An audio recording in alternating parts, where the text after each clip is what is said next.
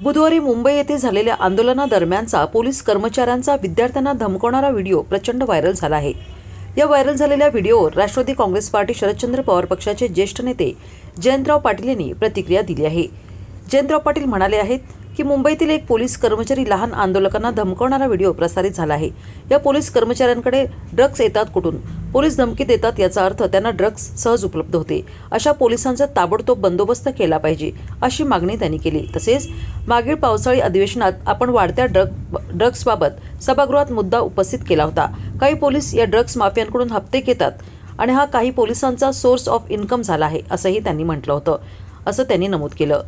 आज या आंदोलनकर्त्या विद्यार्थ्यांना घाबरवत आहेत, उद्या सामान्य माणसाला अडकवण्यासाठीही असंच काही करतील अशी भीती व्यक्त करतानाच त्यांनी मुख्यमंत्री देवेंद्र फडणवीस यांना विनंती केली आहे की अशा घटनांमुळे लोकांचा पोलीस यंत्रणेवर गैरविश्वास निर्माण होतो, त्यामुळे वेळीच अशा कर्मचारी आणि अधिकाऱ्यांवर कारवाई केली पाहिजे। आज मुंबईमध्ये एक पोलीस कर्मचारी गाडीत बसून अटक केलेल्या ताब्यात घेतलेल्या मुलांना धमकी देतानाचा एक व्हिडिओ बाहेर आला आणि त्यात तो पोलीस कर्मचारी मुलांना सांगतोय की तुमच्याकडं खिशात जर आम्ही तुमच्या पुडी बांधून टाकली तर तुमचं काय होईल याचा विचार करा। पोलीस लहान मुलांना धमकी देतानाचा हा व्हिडिओ आहे। याचा अर्थ मी असा काढतो की ड्रग्जची पुडी खिशात टाकायची आणि मुलांच्यावर खोटा आरोप करायचा आणि त्यांना त्यांचं आयुष्य उद्ध्वस्त करायचं, हे कृत्य पोलीस धमकी देऊन करू इच्छितात। मी माननीय मुख्यमंत्री महोदयांना विनंती करेन की पहिला म्हणजे अशा पोलिसांचा ताबडतोब बंदोबस्त करा।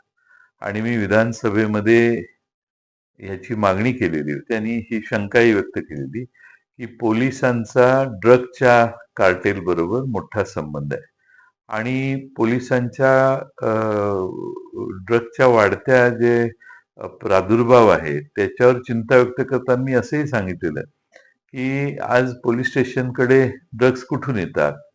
माझी पोलिसाला एवढ्या सहजासहजी ड्रग्ज उपलब्ध होऊ शकतात याचा अर्थ पोलिसांच्याकडे ड्रग्ज आहेत असाच त्या वक्तव्याचा अर्थ होतो, कुणीही काढेल।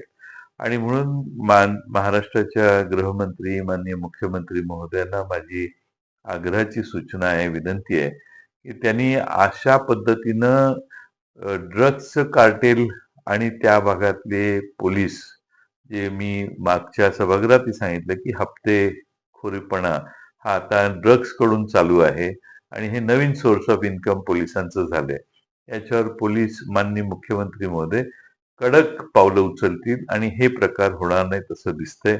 आता पोलिसांचा एखाद्याला घाबरवण्याचा प्रकार हा मुलांच्या बाबतीत आहे, विद्यार्थ्यांच्या बाबतीत आहे, आंदोलकांच्या बाबतीत आहे। तर उद्या सामान्य माणसाची वाट लावायची असेल तर त्या घरात पुडी नेऊन टाकली आणि त्याला अटक केली तरी शक्य आहे। म्हणून अशा पोलिसांच्यावर गैरविश्वास निर्माण करणाऱ्या ज्या घटना आहेत त्या घटना अतिशय चिंताजनक आहेत आणि मला वाटतं माननीय मुख्यमंत्री महोदयांनी त्यात ताबडतोब लक्ष घालावं।